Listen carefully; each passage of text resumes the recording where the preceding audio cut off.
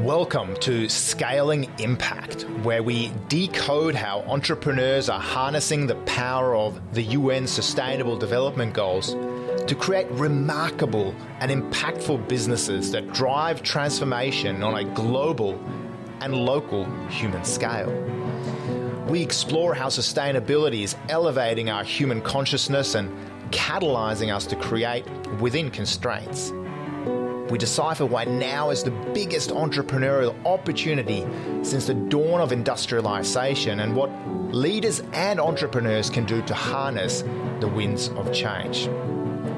I'm Anders Sorman-Nielsen, global futurist, EO Sydney Impact Champion and father, and your co-host with Lisa Andrews for Scaling Impact. Hello and welcome to EO's Scaling Impact podcast. Today we have episode 17, which is about SDG 17, Partnerships for the Goals. And our guest today is a very dear friend of mine, Paul Gordon. Paul is the CEO and Technical Director at Catalyze APAC. He is working extensively with defence, security sectors in Australia, New Zealand, the UK, runs a number of different strategic planning initiatives. My most favourite thing is that he wants to transform the way that the world makes decisions. Welcome, Paul. Thank you, Lisa. Wonderful to be here. And that's a mouthful, isn't it? Did I get that right? Yes, absolutely. Yeah, that's the game we are playing, the game I'm playing and my team are playing is transforming the way the world makes decisions that matter. And the vision that we have is everyone has a say in decisions that matter to them. So, and when we say everyone, we mean everyone. We don't just mean the privileged few. We don't just mean the government. We mean everyone. And we've seen a lot of, recent times, a lot of decisions that have impacted people. People have been at the effect of those decisions. And there's just a better way. The vision for the future is much greater engagement and participation in decision making. That's what I'm up for. So it sounds perfect to use decision science around partnerships for the goals and SDG 17. Can I ask you first, why did you get into decision making and decision science? Oh, that's a tough question because it's such a long time ago. It's getting on to 20 years now. So I've been doing this for a long time. I think, so really the genesis of me getting into this and decision science was a passion for systems, how systems work. My background is in engineering, so I like to look at how things connect together, and then combined with the passion for human beings and the human being part of systems. And in fact, decision science really talks a lot about the relationship between the system, the decision, and the human being, how the humans make decisions. So really that kind of an opportunity to be involved in this sort of circle at the middle of where the intersection of data and computers and models and systems and human beings, where the best decisions get made in the middle. I think it was the opportunity to work in that sort of area. And I guess to see the impact that has, slightly driven by the sort of impacts of not doing it well. So, part of the passion comes from when I go through the world and I see how poorly decisions are being made, and then the significant impacts of those. I mean, sometimes the impacts are very small. People just dissatisfied with, their decisions in their life, where their careers are taking them, the investments they make, the things that they buy, and then very big impacts with, stakeholders disenfranchised, people upset, significant consequences. When I see that going on, and I can see so clearly that with decision science in the middle of it and rigorous decision making could make a huge difference to that, it's like I'm not prepared to stand by and just let that happen. So I think that's really what pulled me into this as a field, and probably I guess a lot of us would say we start to get drawn into things that we feel we have something to contribute to. So I just notice where I'm most lit up is when there's a hard decision problem to solve, a group of people who don't know how to solve that, and my opportunity to bring those people together and to engage in kind of I guess the chance to see what's possible with a good decision process that people haven't thought is possible before. And it's also a good story. No one thinks that decision making is something to put your attention on. And so when I say, well, here's actually how decision making works, it's like an eye opener for lots of people. So that's pretty exciting. guess we've all got our own internal patterns with decision making, which you've shared with me and helped me find those insights on the way that I make decisions, which was really beneficial. So, I have invited you to speak at all of the programs that we've run this year and a number of different things because it was so profound. Now, I will actually put a distinction in there. So we're talking a little bit about, the micro decisions and individual and personal level. And then also we're talking about the macro level as well and worldwide decision making, which is the SDG 17 and partnerships for the goals. And so having that as a lens, we might actually start off with the personal decision making and maybe in our companies and businesses decision making, and then move on to how we can solve all the world's problems later on in the podcast. So I guess, would you like to share with us, or can you share with us your framework for decision science and decision making? Yes, certainly. And I think so I think it's a great place to start because, of course, it's all about humans making decisions, and whether it's one human or billions, same things at play. And that's how I talk about decision making is through a model that we call decision thinking. And the idea of decision thinking is bringing consciousness, bringing structure, bringing collaboration, and bringing transparency to decision making. And it's built on 4 principles. And the one of the reasons we distinguish the principles is that no matter where you are in the world of decision making, it's easy to go, oh, maybe what's missing? I haven't applied this principle. I can then look at applying that principle. So the 4 principles, very briefly, the first principle is have a process for making your decision before you get drawn into the content. And I'll give you a grand example of that. And this is anecdotal, so forgive me. But Brexit, we're all aware of Brexit as a decision that one might say hasn't exactly yielded great outcomes that everyone's cheering from the rooftops about. The challenge with Brexit was it started from content, not process. It started with someone making a stand saying, we're leaving Europe, this is the best thing to do. Then someone else, of course, saying, nonsense, we're staying. So now what you've got is 2 pieces of content that are fighting with each other and no concept of a process to make the decision as to what the best answer is. So it started with content first. Much better decision making starts with how are we going to make this decision? So that's the decision process, and then you get into the content. So that's the first principle, process before content. The second principle is academic rigor.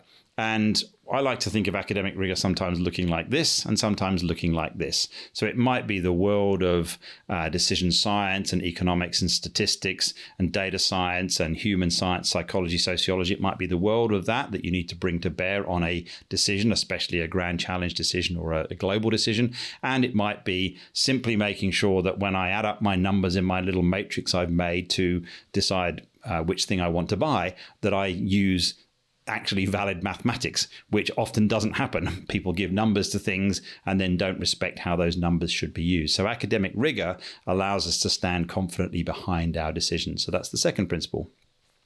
The third one is active stakeholder participation. And in some respects, this is one of those it's at the crux of particularly the conversation we're going to have today, because what does that mean? Well, what it doesn't mean is just doing something and then telling the stakeholders that we've done it and hoping that they like it. It's not stakeholder communication. It's not stakeholder, persuasion. It's actually saying, well, if we're going to be making a decision, how can stakeholders participate in that decision? And participation can look like many different things. It doesn't necessarily have to look like they turn up to some big thing. It might mean they review some inputs, they make some commentary, and for them, that's good participation. And of course, active stakeholder participation is one of the best ways to bring diversity to decision making. And diversity is one of the fundamental things that really improves our decision outcomes, because we all know what our own echo chamber sounds like. And then finally, the fourth principle is intangible and tangible value. And what we mean there is, frequently decisions are made based on tangible outcomes only. Yes, this decision will drive the shareholder value for our company by this much. It'll deliver another 5 points of market return. That's all tangible. And decisions get very easily driven down that path only, completely forgetting that actually there's a world of intangible value that matters to us as stakeholders, as decision makers. And intangible value can look like all sorts of things. It can look at the very individual level, like coolness in something I might want to buy. That's a very intangible value. It might look like my own personal growth. That's an intangible value. And then at a much bigger scale, it might look like alignment with diversity might be an intangible value, or empowerment might be an intangible value, or environmental sustainability might be an intangible value. And decisions get made frequently looking too much at the tangible and often ignoring the intangible because it feels a bit hard. But actually, the best decisions get made when we look at the whole spectrum of value. And I would say the source of most decision upset, which might be, buyer's remorse for the individual, it might be, governments being overthrown because they've made poor decisions, comes from not really considering the full spectrum of value. There's something that is really important that's missing, that's been ignored in a decision process, and then, of course, that comes back to bite us later on. So those are the 4 principles of decision thinking. Brilliant. Thank you. And I've got a lot of new questions because every time we talk, I'm always thinking, what about this? What about that? How many decisions should you actually do this process for each year? That's a really tough question. I mean, the human being makes, and of course, there's lies, downlights and statistics. The human being makes about 12 million decisions a year, which is a lot of decisions. And if you said, right, I want a deliberate process for each of those, we probably would make 12 decisions, not 12 million. So it's not everything. And of course, many of those decisions are necessarily entirely automatic. The decision to how I button my shirt is not something I need to think about. So the game in thinking about applying this kind of approach is to say, well, decisions that matter. Now, what matters? Yeah, whether I have milk in my coffee probably doesn't really matter, but maybe what I eat for my lunch does matter because I've got a commitment to healthier eating, longevity, all the things that we know make a difference to us. And therefore, I do at least want to have something that supports me in the decision making about my lunch. But we can apply those 4 principles in a decision about your lunch in a couple of minutes. You could say, okay, well, how am I going to decide what to have for my lunch? Well, actually, how I'm going to decide is I'm going to go to the cafe and look at what they've got on offer. And I'm going to look at what they've got on offer, and I'm going to think about it through a balance of healthiness, energy, and low cost. Okay, that's it. I've now got a process for making my decision, and we came up with that in 15 seconds. What can some academic rigor look like? Well, at least I'm going to check when I say healthiness, I'm going to double check what I mean. So let me look at maybe some of the ingredients, or maybe look at some of the calorie contents or whatever. Okay, so I've got some academic rigor. What does active stakeholder participation look like in a decision about what you have for lunch? Well, the answer might be I'm the only stakeholder. There really isn't anybody else involved in this, so that's straightforward. But actually, it might be, well, maybe I'm going to share my lunch with someone. Maybe there's going to be some leftovers that someone else might want to have. Maybe someone else might get food envy when they see my lunch. So the stakeholders might be people I'm eating my lunch with. They might be my family. And I might just ask them a question, have they got anything they're particularly interested in for lunch today? Just asking them that. That's active stakeholder participation. And then intangible and tangible value. Well, you heard that the conversation straight away is, well, the tangible bit might be cost. It might be numbers of calories. But the intangible bit is, how's that going to make me feel? And actually, if what I want right now is something that just makes me feel comfortable, then some kind of comfort kind of aspect to it, warm and cozy versus, cold and crispy, that might be a consideration of intangible value that drives my decision. So we could use decision thinking in literally a minute to help us be more satisfied with our decision about what we have for lunch. I know it's a little bit trite, but there's an example. That's probably the minimum level that you'd be thinking about. And then everywhere from there upwards. One of the reasons the term is decision thinking is it's a way of thinking rather than I've now got to stop myself and go, okay, what do I do next? Actually, the more you practice it, the more it just becomes naturally how you think about decisions. Beautiful. Thinking and acting. And so now let's relate it to the SDGs. And for the majority of our audience are business owners. And we're looking to encourage them to take more action in line with the SDGs. How do you see that businesses could implement a way of thinking or decision thinking in the impact space? Great question, and something that lights me up frequently, the conversation, because let's start with the counterfactual. What has people not do that? What has, businesses continue on the train that they're continuing on without having some of the impacts they could have? One of the reasons is it feels like it's too hard, or there's a perception that the trade-offs are too great. if I'm going to do something that has wider impact than, let's say, simply generating shareholder return, well, I've got to give up my shareholder return to get that. That trade-off isn't worth it. I'm not going to bother. So that's the sort of area where we see why there isn't more impact being had. So if I now say, well, how would I address that in the world, or how am I addressing that? How are we addressing that in the world of decision thinking? It's start to say, well, firstly, you want to actually get present to, be conscious of what those trade-offs are before you even start, before you even write the thing off and say we can't do that.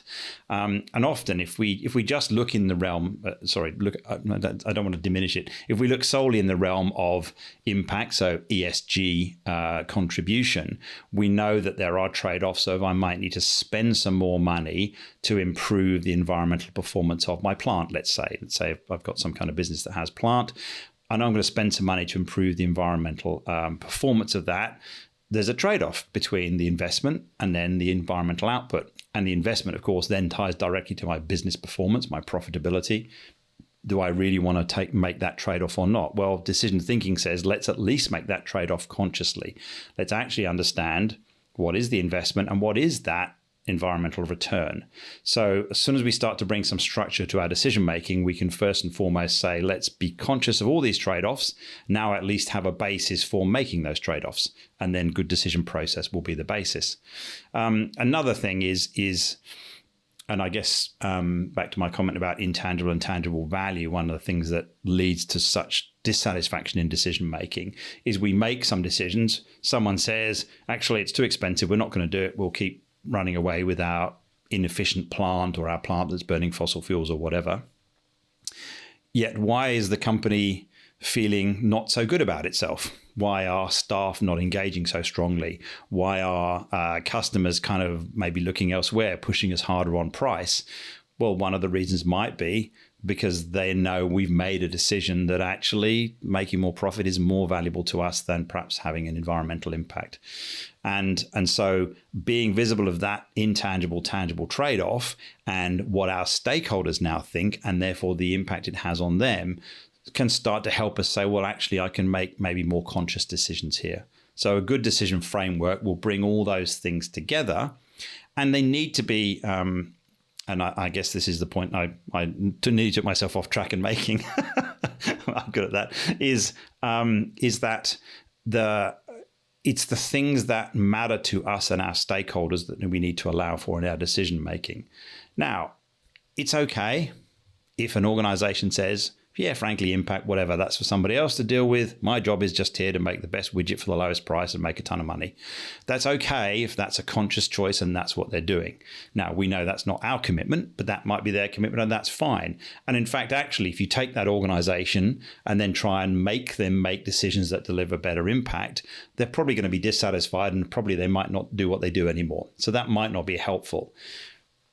The counterfactual is really what we're interested in, which is where there is, I actually care about this impact. I don't know how to support it and make it. Each time I think about a decision that might lead that way, I get driven against, the financial outcomes. That's really where the opportunity is to be able to engage all of the stakeholders, the ones who might say, what's going on here, and into a structured process that allows for those trade-offs to be made, and to start to say, actually, if I really do address the environmental footprint of my plant, and prepared to make a greater level of investment, knowing I'm making that trade-off consciously means I can operate soundly with it, I can plan for it, and off we go. And I think that is the key to really addressing these things. Now, we also know part of the key is, many organizations don't want to be the first. What they want to be is they want to see what's happening, and then I don't want to say jump on the bandwagon, but at least follow suit or follow someone else's lead. So when huge institutional investors like BlackRock say we are no longer interested in only investing in companies that make money, we need them to have purpose. When an icon like that says that then starts to drive new behaviors where people say, well, actually, it's not just about someone's waving a stick at us. There's a reason for that. The reason is actually it matters to run our business for some purpose. And that purpose, all the research knows that we as human beings, when we, at the end of our lives and say, what would you have done more of? No one ever says I would have worked harder or I would have made more money. They always say I would have made more of a difference. And so, we actually know at our core that opportunity to make a difference is there. It's just often too hard, or the structural things we have around our businesses don't allow us to do that. And decision making can be a great, of course I'd say this, but decision making can be a great vehicle for that, because it does cause decision to action, and then the action in support of turning out those more intangible things. And that's where things like the SDGs, or the SDGs specifically, are a great place to look, because in some respects they're highly intangible. They're very tangible if you actually look at what's behind the goals. We know there's all these clear measures, but the concept is pretty intangible, but actually the impact it can have, it will make a huge difference. Yeah, I'd love to shift and talk a little bit about EO members and how we can have partnerships for the goals, and then go to the macro level as well with governments and international frameworks. And I was a participant in the United Nations Day that was put together in New York at the UN office, which was fantastic. And we had a number of business owners there from EO come together, and we chose a few of the goals and came up with some collaborations on what we could do. And one of them was around trees and planting trees. Another one was around e-ocean, which is run by the lovely Francisca Azali from the Sydney chapter. And so those type of collaborations, and I think it's the opportunity to do that, and knowing that we're a community of over, I think it's 16,000 members worldwide. Do you have any actions, or do you have any ways that you can see that EO members, and just to highlight as well, you're the comms chair for EO Sydney on the board. So, what are your actions, or, advice on actions people could take as EO members in this space? I think so. And I'll answer the question from my lens of decision making, because I think the most helpful thing we can do in collaboration is to make collaborative decisions that we all then subscribe to the outcomes for. Because the challenge with collaboration is it can look a bit like, well, it's me doing you a bit of a favor, I'm supporting the thing that you care about. And, ultimately that can lead to quite a bit of dissatisfaction unless there's a quid pro quo. And that's not really what we're talking about here. We're looking at trying to work together for some greater good. So for me, what we want is to, and in decision thinking, we'd say, well, let's agree together what those, let's say, intangible outcomes are that we all subscribe to caring about. Yeah, we really do care about clean water for everyone. Yeah, we actually care about that. Okay, now the actions we can all take might be different, but if we at least know that's a thing that we care about, and even in our own decisions in our own businesses, we start to make decisions consistent with turning out that result, now we're going to have a much greater leverage effect, because we've all said, yeah, we commit to that. And then the collaboration also allows for, well, I'm going to do this thing. Do you want to jump on board with me? Yes, because it's in the same direction that we've all said we're headed for.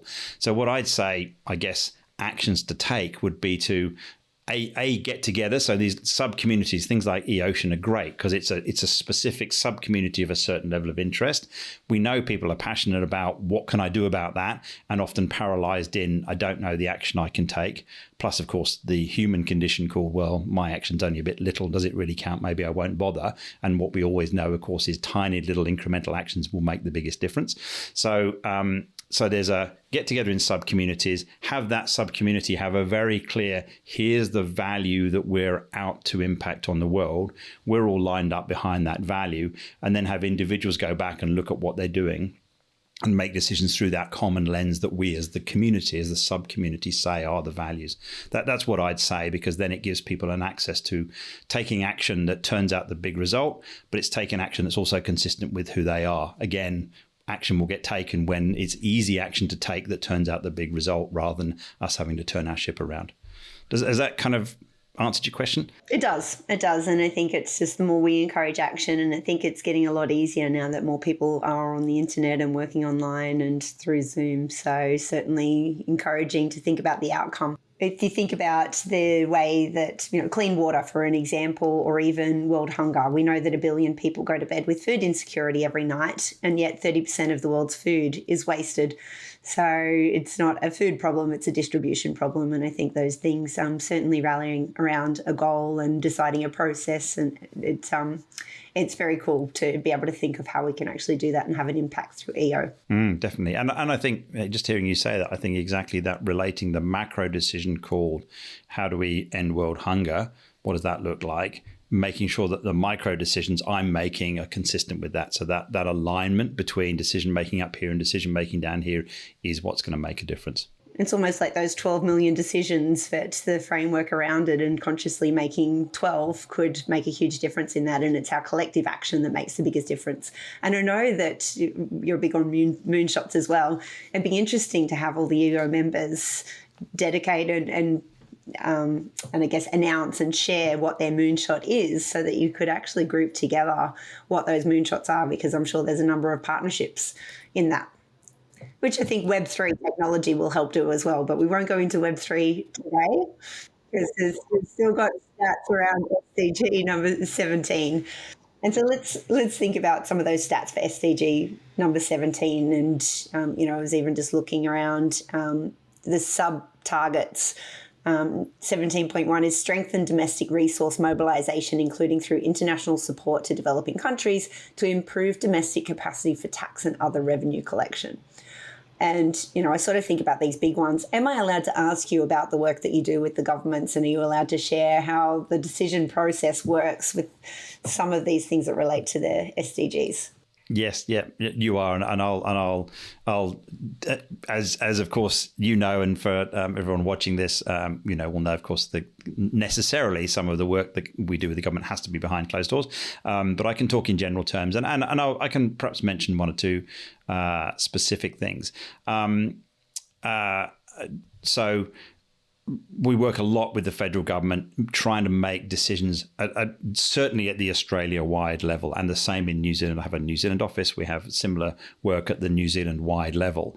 And decisions such as, in New Zealand, what is the future of the science and technology system, so that New Zealand can go after these big issues as a nation. So New Zealand can say, actually, climate change for us as a country, A, it's something that matters to us and is impacting us as a country, and B, it's something that matters on a global scale that we can contribute to.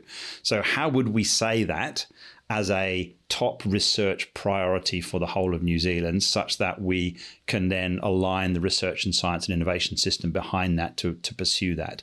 And so the work we're doing there with the Ministry of Business, Innovation and Employment in New Zealand it's what they're calling their Future Pathways project. Their big paper got published about 3 weeks ago, and we're helping them build the decision systems that sit behind that to say, well, how do you engage an entire research, science and innovation system that includes, of course, all the academic institutions, the Crown research entities, private sector. How do you do that? And so that's a really good example of New Zealand as a government saying, what's going to work for us is to have a set of very clearly defined at the top level priorities for research, for science and innovation, and then make sure that right down in the detail, this study I'm doing on gene mutation in whatever it might be connects up to that. So however esoteric it might be, and we know the world of science particularly needs to have that sort of esoteric dimension and that blue sky perspective, what we want to do is line it up and see, okay, the contribution it's making back up to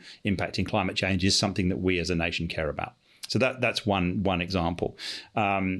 Another example is the work we've been doing with the Australian Antarctic Division. So looking at Antarctica as of course, an amazing resource, an amazing location, and one of the things that we know is there's an opportunity to create what they're calling a million-year ice core. So drill far enough down through the ice, and what you will see is a history of 1 million years of the development of the planet. So, of course, that can tell you a lot from looking backwards, looking forward. What happened to climate change in the past? What happened with, events that we can learn from that particular ice core? So the kind of work we're doing there, decision making, of course, is, well, there's a lot that happens for an activity like that to go ahead. Decisions need to be made around that. We want to make those decisions well